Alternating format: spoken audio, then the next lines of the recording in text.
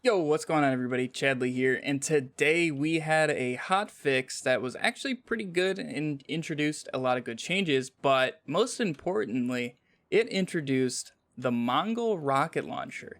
Now, this was a rocket launcher in the previous Borderlands game, and it's been in the game's files for Borderlands 3 ever since launch, I believe, and it's just never been available to us. It just never dropped from where it was supposed to.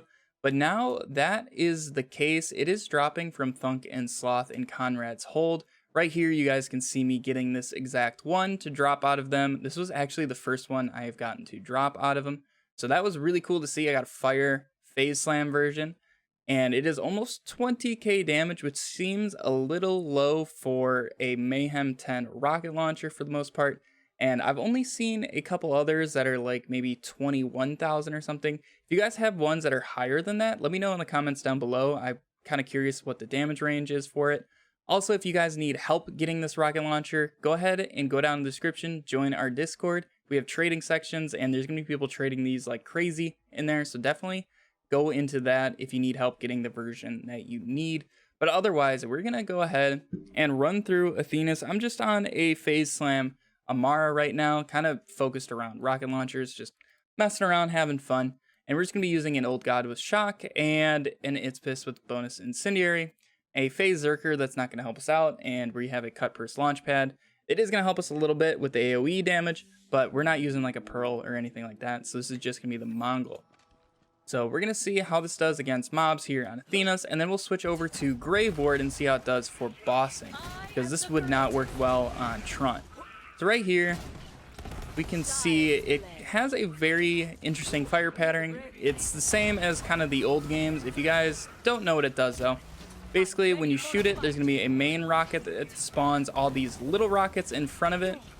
And then after a short distance, the main rocket disappears and there will be no more little rockets spawning.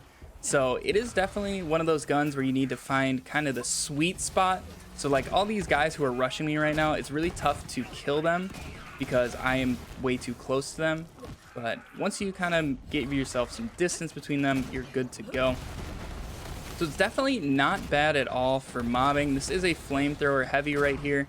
So it definitely does okay. And something to note is you can hold the trigger and shoot this thing. So if you guys are running like Green Monster on Moe's or anything like that, you guys are going to get that bonus corrosive damage from Green Monster, or even Sapper. If you guys are running Sapper, you can get some lifesteal going. Now, keeping that ammo in the magazine, it's going to be a little tough, but maybe hopping out of Iron Bear, that is something you can try. So that is really good to note, but for mobbing, definitely does pretty decent. Not really up to the standards of like a Plague Bearer, which makes sense though. Plague Bearer is a Mayhem exclusive rocket launcher, while this one you can get at any point. The biggest downfall of this gun is just all these people who are going to rush you, so like the shield guys and the war dogs. It makes it really tough to kill them because they're just right in your face and you can't really do anything about it because you're also holding a rocket launcher and you're really slow. If I had Speed Demon on, that would definitely help me out a little bit more. I just don't have it on at the moment. I just kind of got tired of re-rolling. But for mobbing, as you saw, it definitely does pretty decent. Now, if you were to bring this into like true takedown, I doubt it would do all that much. And this is a pretty decent damage version from what I have seen so far. And a Phase Slam 300, which is a lot of extra damage. So one thing that they could be doing with this weapon is just kind of putting it at the point where in 2 weeks, once weapons and the higher mayhems get scaled back to make more things usable, this gun could be a god tier rocket launcher. Now, this is just me speculating, but that could easily be the case, and it would be really cool to see, but we're just going to have to wait and find out. But otherwise, we're going to go ahead and travel over to Graveboard and see how it does in terms of bossing. As we can see here, it definitely does pretty decent with mobbing.